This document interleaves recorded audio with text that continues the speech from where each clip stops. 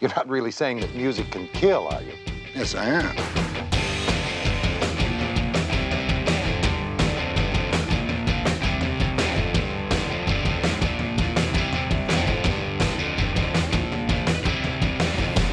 Music can be a very powerful thing.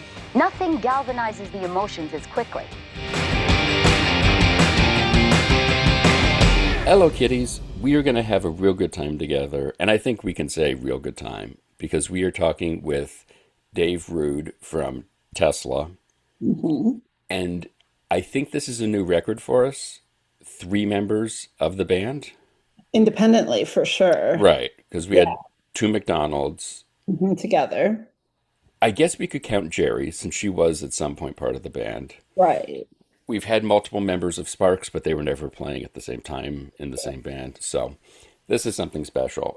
Well, they've got quite the summer planned, and we get into it, but they have a new record called Homage, which is a homage. Depending where you're from. Yes, which is your classic covering our favorite artists, but this is a really good one, and the track selection's really good. And you may think, "Oh, I've heard this type of thing before," but this is legit good. Plus, they're going out on the road with some of your favorite people, Heidi.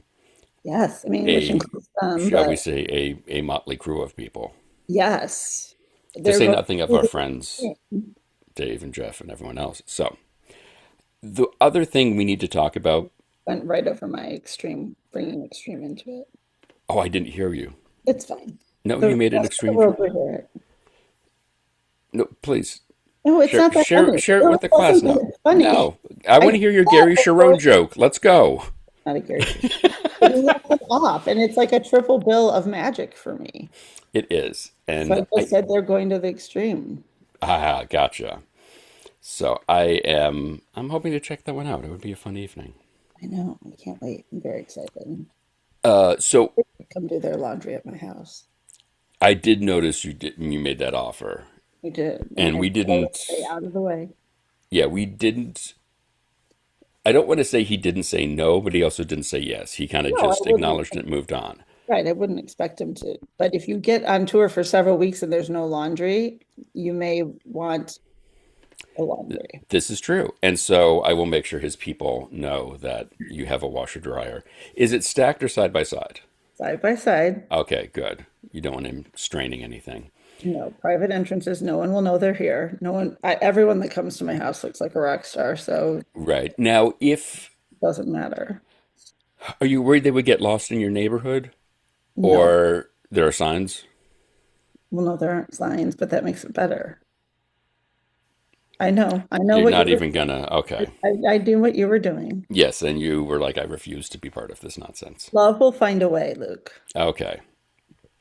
We wanted to also take a moment. We always talk about, I feel like the last couple weeks have been us repeating the mantra, this is not a political show. Yeah, the past couple of years. This is true. But as per usual, not a political show. But I received a note, and as you so rightfully pointed out, a mass email, not a personal note from Right. Ben Folds himself. But you might get a personal note from Ben Folds. We've gotten personal notes before from This is true. This is true. Yes. So, Ben, if you are listening, hello and welcome onto the program anytime. He pointed out he worked or served as the artistic advisor to the National Symphony Orchestra, which is based out of the Kennedy Center in Washington, D.C. And given everything that is going on there, they are having an issue because the symphony, yes, is part of the Kennedy Center, but is getting punished by just having that as their home. right. And he says in his email, obviously, when one severs their relationship, he resigned last year. He's still friends with these people and they still stay in touch. Sure. And he said the orchestra is in trouble and they may not survive. And reading his email that he sent me personally, it does not sound like hyperbole. Right. The fact that the symphony does not know if it has a home in the next 2 years, given the back and forth on whether or not the Kennedy Center is closing for refurbishment, plus all of the things that keep the symphony going are tied up in the Kennedy Center's funds, so there's not money coming back. So in his note, there was a few things he said, and the question becomes, what can we do to help? Obviously, donate and support any symphony orchestra.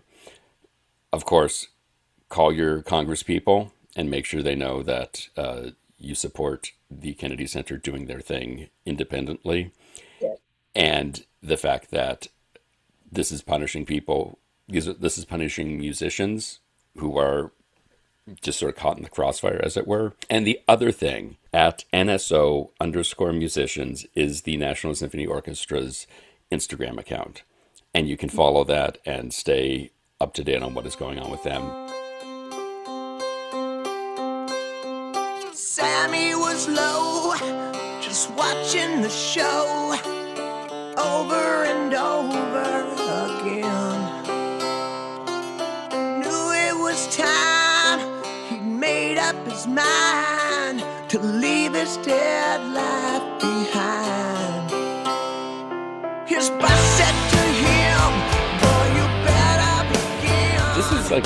This is a big summer for you guys. You've got the tour started and the record on the exact same day. Have you been out before with Motley Crue and or Extreme? We've played shows with both of them, sort of randomly through the years. We've done more recently with Extreme. We've played a few shows because I know we've done Monsters of Rock cruise with them several times. Almost like they weren't on this past. We did the year before this. So at 25, Oh, actually, no, they might have been on that one. I can't remember. I did a solo thing this year, and they weren't on it. But I think they were last year on Monsters Rock 25. The last several, I think, of the cruises, Extreme was one of the other headliners. So I've seen them play. They're great. I mean, I'm a guitar player, so obviously I like Nuno Bancourt. Right. Right. Sort of a prerequisite. I'm not, I love Nuno. Right? Yes, absolutely. Yeah, he's amazing. So I'm really excited to watch him every night. But I'm a huge Motley Crue fan. I grew up. They're one of my top 10 bands. I grew up shouting at the devil. That was one of the bands that taught me what rock and roll it was. Because I was a little kid. It's ooh, this is a rock band. Like going to a museum. This is what this is. You're oh whoa. And when I got into them, it was Dr. Feelgood had just come out. So it was just right at the peak. That's some of the best records ever made. So yeah, super excited for that because we have done one-offs with them sporadically. I think the last one was 2015, right before they started. I think they might have been doing their, the End tour. And then they had a couple random one-offs maybe during breaks from the tour itself. And I remember doing a Midwestern, state fair, county fair kind of vibe in a field somewhere, which we've done a lot of. And that we did one where we were, supporting Motley. And that was the last time. But we've done it a bunch of times before. 2006, right when I joined Tesla, we opened for them in Cadott at this thing called Rockfest. And that was insane because I had just joined the band months before, and all of a sudden we're opening for Motley Crue, and met everybody. Was super cool. I got to meet Mick Mars. Nobody meets Mick Mars. He doesn't. You don't see him at catering. He's not hanging out. That's amazing. It was insane. It was just meeting the Pope. And he was really nice. And Yes. So and then I remember opening for them in Milan at this big festival in Italy. So yeah, but it has been, over 10 years. So I'm really excited to do it because again, 13-year-old me is going to be doing backflips. And for those type of shows and those tours, are you running around backstage with, having super soaker fights with each other? Or is it just we got 4 weeks of this, we got to just pace ourselves? Am I completely misunderstanding what rock and roll is? Not a bit, I think, it's different every time. I don't know. And honestly, this is the first long run we will have done since before COVID.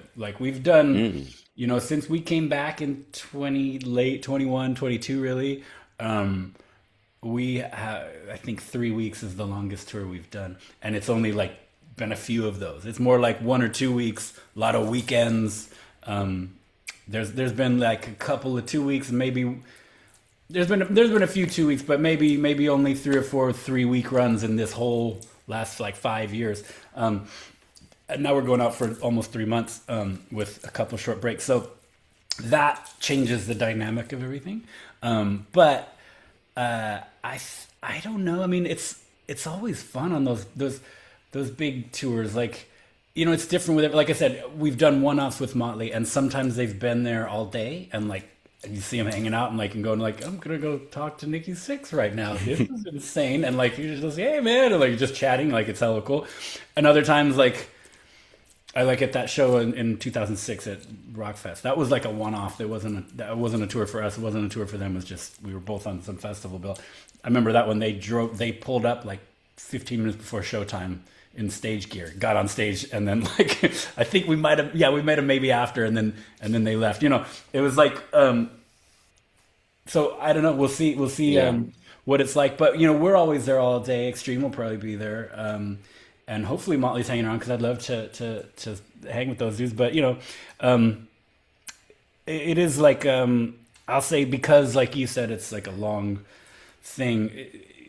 You kind of just get into your rhythm, and everyone's busy. Like everyone's kind of doing like it's weird. I have a kid and a wife at home, so I'm just busy all day, up at 6 a.m. just like never-ending to-do list when I'm on tour. When I'm at home, but when I'm on tour, it's like I could do whatever I want, but I still end up filling this time. Like I was like, oh, I'm going to the gym, I'm gonna take a shower, and I'm like gonna go record, and I'm gonna shoot this video, and it's like, oh, time for sound check, and all of a sudden it's like, God damn it, how? It's like we're going on stage in 20 minutes. Where did my day go? Like I wasn't like sitting around watching Netflix. Like how was I busy? But it's, you know, and so, and you know, if it's busy for me, you know, definitely it's going to be busy for everybody else. So, you know, we'll see how it goes, but it's. I feel like all the bands that are still around doing it, everyone's usually really grateful and excited to be here. So Yeah. it's probably just going to be a really good, you know, a lot of happy people backstage. I would imagine. I hope. You know, I think it'll be a lot of fun. It's so funny. As soon as you said that Milan, and I'm in Detroit, I'm coming to see you in Detroit, and I've seen you 3 times in this past run. I love cool. I love everybody on this bill. Thanks. And as soon as you start talking about you and Motley Milan, I now have visions of you guys all here in Detroit, because I would crash the party, going out for tiramisu and just hanging out, sitting outside. And I'm like, this is the most perfect thing ever. So cool, right? But I Yeah. appreciate the reality of rock stars are people too, and Yeah, have to get their crap done. It's weird. It's just a lot of regular stuff, but you know, it's like, oh God, I gotta go find like, does this arena have a washer dryer? Like, you know, there's a lot of that. There's more of that than you'd expect. Like, oh man, I need new toothpaste. Do we have a runner today? You know. Yeah. Well, if you don't, when you get to Michigan, I Yeah, will do you your got it. laundry, and you can Thank come you. over to my place and do it. I won't even bother you. I won't fangirl out or anything. I'll be like, just take over. I'm not far from Pine Knob. Bring everybody. Yes. I'll go buy tiramisu and leave it for you. Oh, There you right. Okay. So this record's really cool. It's other folks do it. This one's called Tribute. It is covering other songs by Or other bands. homage. Homage. Homage, which is a It's better like the word French than word of tribute. tribute, you know. Yes, right? exactly. Homage is much more appropriate. Yeah. And I feel like a lot of those records have the same kind of track listing. And, you know, if you're going to do an Elvis song, you're doing one of these 3. Or if you're doing a Sam Cooke song, you're doing Change Is Gonna Come. Right. But the track listing for this is so great. And Thanks. when I heard your cover of Spread Your Wings, which is the first single off the record, you could hear a little bit of the Queen that's still baked into the melody in that song. Right. But you could have easily convinced me this was one of your originals. Just the sound, the vibe, Jeff's voice. You're like, yeah, this sounds like Tesla doing what they do best. Man, well, thank you. And that was kind of the point of the record is getting songs that are kind of tailor-made to showcase Jeff's voice, because he's you know, he's still such a great singer. You know, he really is one of those guys that is I mean, really like almost got, if anything, got better with age, which is rare with Yeah. singers because it's, I mean, it's a physical thing. Like everyone's voice gets, it's harder to sing as you get older just because you're a human being and you're alive, right? It's like you can do everything right and it's still gonna, right? But Jeff is like, it's weird. Like he's getting better. It's insane. And you're already started at great. So, you know, it's amazing.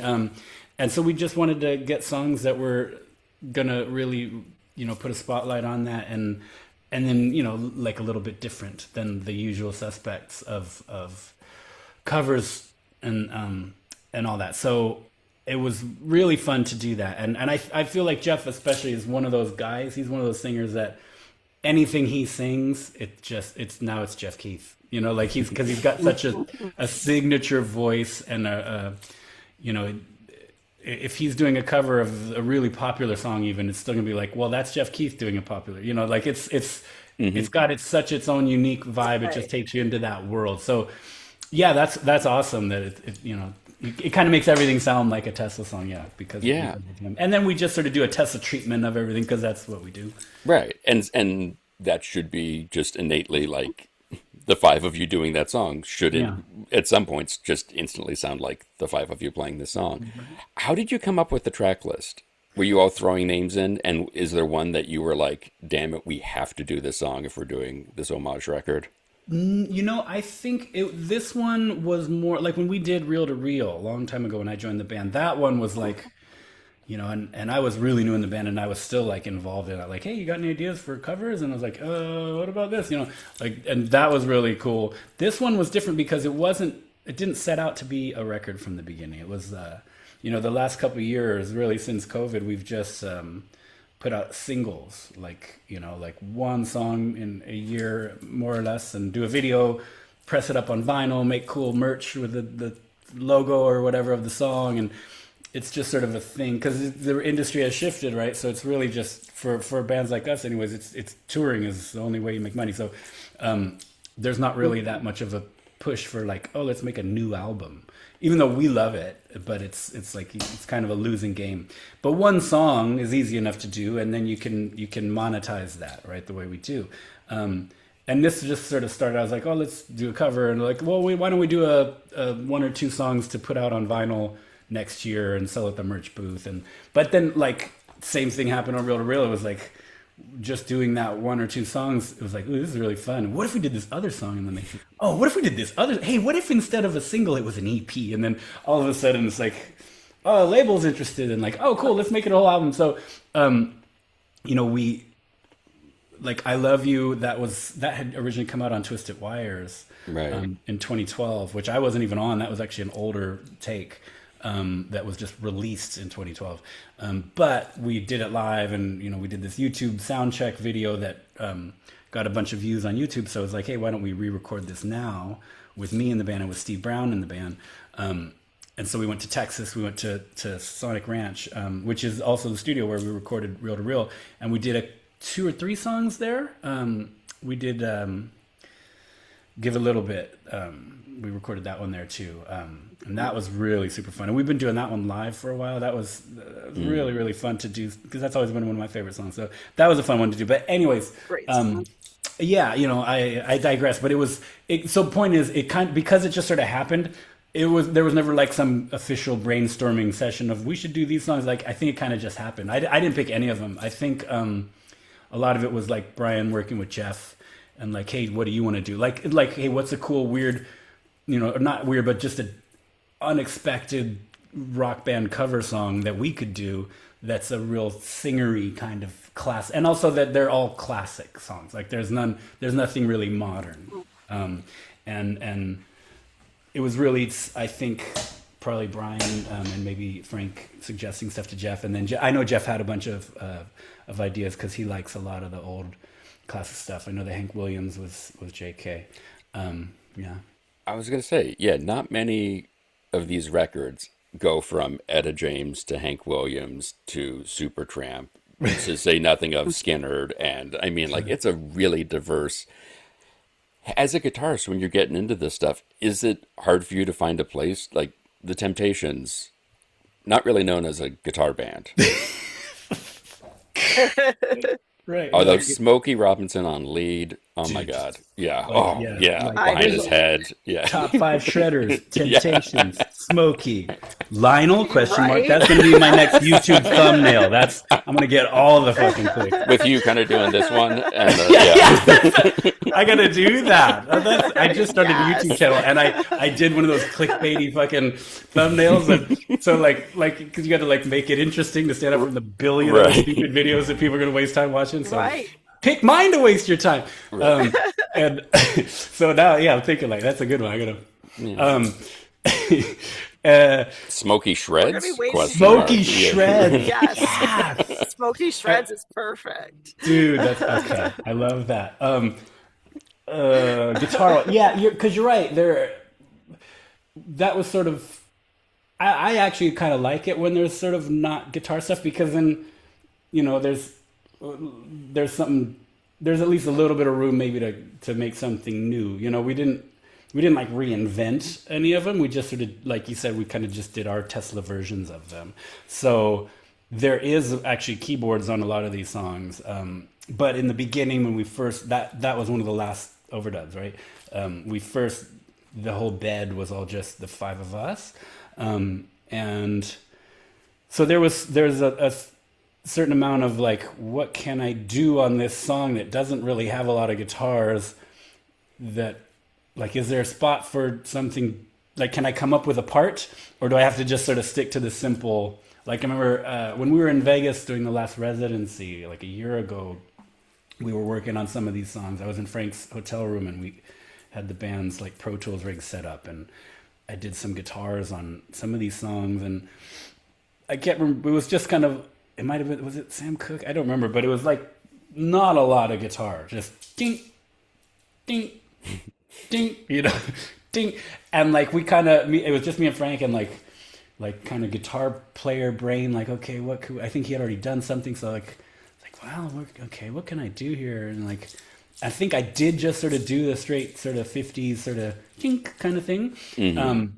And it worked. And it was like, okay, this is cool. And now what else? Is there any way I could change this without making it too weird? And like, this is like you're trying to make it, there's like a balance of like overdoing, like we're trying to make it modern now, like it's right. Like you don't want to do it, you don't want to make it boring, like it's just exactly the same, but you don't want to go too overboard. So we're kind of trying to ride that middle ine.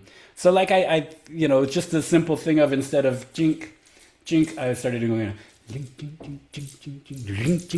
little sort of atmospheric things that more just add like in ambience and a different sort of dynamic to it. But because it's so vocal based on all these songs, you kind of also have to leave a lot of space for it to all be sort of centered on the singing, But it's fun. I was gonna say, did you like doing those tracks that are not specifically guitar heavy, or do you prefer going into like, we're going to take on Fogerty or we're going to take on the Van Zants and show them a thing or two about a thing or two? I don't. They're both just different challenges. I like it both. Like, when I've done solo records and done covers, like I totally flip them upside down and do like something totally different. So I kind of, if we're doing something weird, like let's get weird, like and that's and we we're not doing it. We're not going too weird, but on this, but still like. I like that sort of challenge and like what can I do? It's a little bit different. Like I'm the only one in the world who's going to notice. Like I know this is not anything important. The goal is don't step on anything and make it stand out. This is supposed to just be sort of supportive thing, but I'll be like, ooh, I did this one little thing. That was interesting. So that is fun. But then, yeah, I mean, I like to play guitar. So if there's songs where there's a lot of guitar, on Give a Little, I got to do a lot of the lead stuff, and that was super fun because it was all just improv on the spot. And that, I mean, I wouldn't say it doesn't happen a lot, but like it was a special one. It was just kind of flowing like, oh my God, that was fun. And there's like a super long solo, just guitar mode thing that you don't always get to do.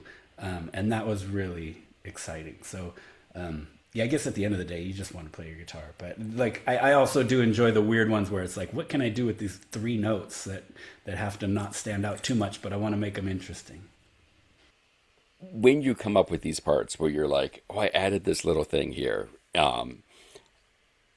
When you hear the song out in public, do you just want to start like elbowing people, being like, "Do you hear the chicka chicka?" That's I came up with that. Keep it Yeah. down. That's listen. Listen. Hey, rewind it. That's a good question. No, I mean, again, like I'm one of the weird ones. I rarely listen to anything after it's done. I just like, not for any bad reason. Like usually when you're making a record, like you listen to the song so many times. And like when you're tracking, like, oh my God, like every time I'm recording a song or even a video, like we just shot music videos for some of these songs, like that all night that song is going through my head. So like when I'm like, okay, I got the part, it's done, and maybe then a few months later listen to the mixes, like, okay, cool, I like this mix, cool, do whatever you're gonna do. After that, I don't want to hear it again. So when if I do for some reason hear it, I'll usually just go like, okay, cool. I'll try big picture it and just sort of take it all in. But I'll definitely notice like, oh, there's that little thing that was cool. And then like look around the room and see no one even batted an eyelash. They just Well, there's this great interview I heard with Paul McCartney. I think it was on NPR, and he was talking about some Beatles song. I want to say We Can Work It Out. And he's sitting at a piano and he's playing it and singing it and stops and starts like trying to remember the lyrics. And listening to this, I was like, of course, Paul McCartney doesn't sit around listening to Beatles records. He hears this song 30 years ago and then just gets on with his life. Right. So similarly, you're like, I kind of know the Tesla catalog. I don't need to be constantly sitting around pumping myself up on like, let's listen to this again, kids, But I mean, you must get some surprises when you hear it somewhere and you're like, oh yeah, I forgot about that, or that we did this thing. That's always fun. Mm-hmm. Yeah, I mean, because like, it's more like hearing like even just like the classic Tesla stuff that I wasn't on, like oh wow, I forgot that part was there, because there's always overdubs and stuff that you can't do live, or like with some of the songs we do in a different key now, like, oh wow, the original's cool, like I forgot about that thing, like, because I'm on the stuff I did was cool, it did well, but they're not like huge records, so you don't hear Forevermore at the grocery store, like, so like I don't hear those songs, which is a damn shame, outside. Yeah, absolutely. I mean, no, in my grocery store you do, because I got a Bluetooth speaker on my I play Forevermore whenever I go shopping, just to get the word out. Just go down the aisles waving and just, you're welcome. You're welcome. There you go. That guy is back. Security. Just everyone keep their heads down. Just don't make eye contact. Yeah. Just let him go. I mean, he usually only spends 10 minutes. I'm assuming you guys are going to do some of these songs this summer. I'm not sure yet. I do know we have. Sorry, I think I have an alarm that's going to go off. I know we have a shorter set, so I know we're focusing a lot on just sort of like a hit packed kind of bam, here we go. Right. For all the Motley fans that might not have seen Tesla in a long time. Right. So that is it. But also we have a new record. So yeah, I wouldn't be surprised if we put in a single in there, Does that get boring after a while? I keep going back and forth in my head with artists who have the, like, Jimmy Buffett, what he always called, like, the songs you have to play if you want to get out of the gig alive. Yeah. Like, when in your lifetime does Margaritaville become like this meditative thing that, yes, you can just do by rote, but you keep finding things in it? When you're doing some of these songs that you've played every night and you have to play, and that's part of the bargain you make as a musician, when you're like, there's still stuff in here. I can still get into Signs or, any of the other ones where you're like, there's something here. I can still latch into this and give it my all in a meaningful way that's not pushing yourself to be like, damn it, you have to care. Yeah. I mean, not to sound completely shallow and like, No, it's true, because like, you even on our own headlining shows, 85% of the set list is already written. Like, it does, we can move it around, but like it's like you want to get out of the gig alive, right? Like, there's a lot of stuff, because I'm also in a unique position because that I was a fan before I was in it, or before I didn't know anyone. So I remember seeing Tesla and they didn't do What You Give one time because I think it was might have been opening for Scorpions, opening for someone else. So they probably had a shorter set, and What You Give is like 8 minutes long. So it's like, well, we can't do that one tonight. But I was like, damn it, they didn't do What You Give. I was like bummed, So like, and then I saw them in, like later in the year, and they did. I was like, yeah, like oh. So like I totally get that feeling. You want to hear the songs that you love, and Tessa's got a lot of sort of classic songs. So fortunate that way to have. It's amazing, right? It's a very good problem to have. Like, oh no, we have to play all our hits again, right? It's like it's a pretty good problem to have. I don't know.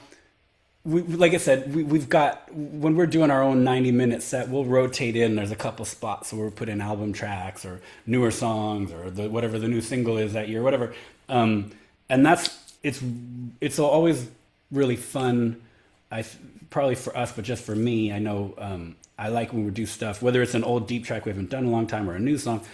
I enjoy it just because it's something different, right? And it kind of a little bit more keeping you on your toes, because you kind of, maybe you'll have to remember, like, where's it go to in the bridge? Like, and how did that solo gun? Like, that's fun, because all the other stuff, like, I mean, we've done it so, I mean, even me, I've been here 20 years. I can play all this stuff in my sleep, right? So you don't have to think. Actually, when you think is when you make a mistake. So, like, you kind of intentionally autopilot the technical stuff, not autopilot the performance, but like, I don't ever think about my fingers; they're just going, right.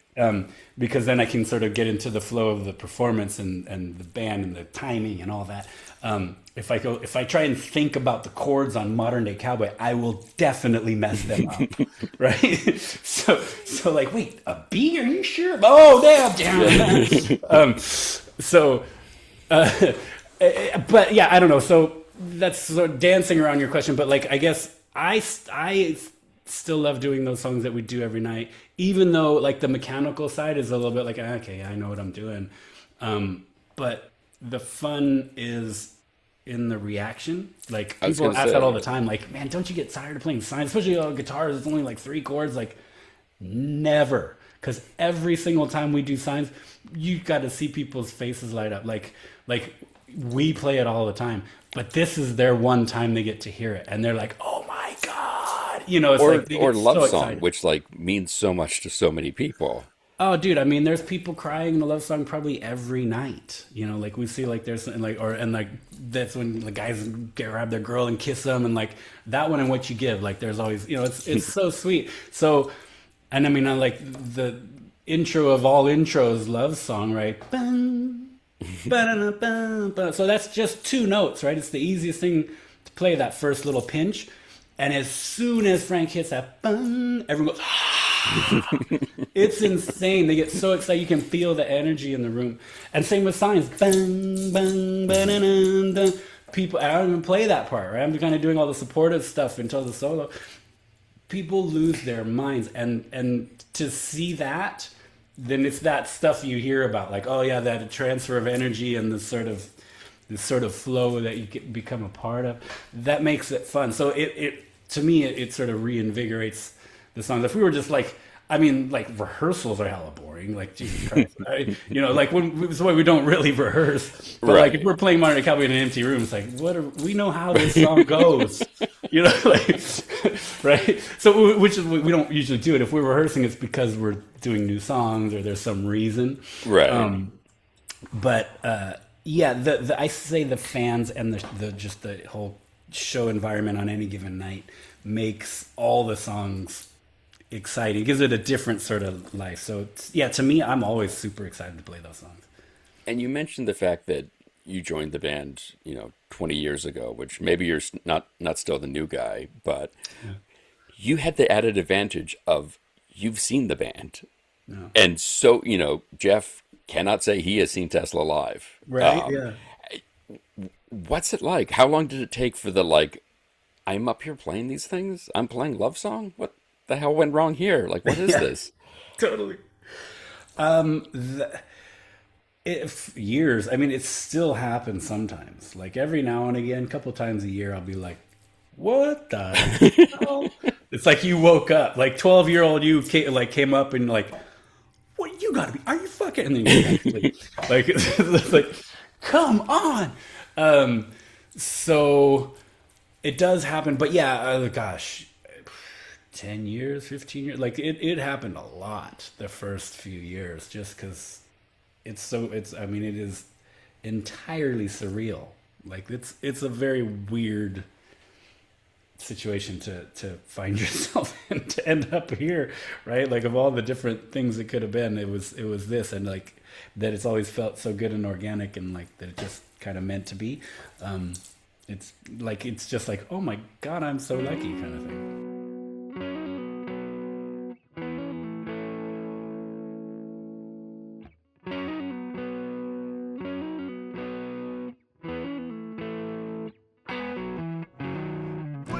Homage, the new album from Tesla, is available July 17th wherever you get your records. You can check out the band's website for tour dates, teslatheband.com. And if you want to check out Dave's page on YouTube, look for him there at Dave Rude Official. My heart when you enter my life. Ooh, babe, you got what it takes, so I made you my wife.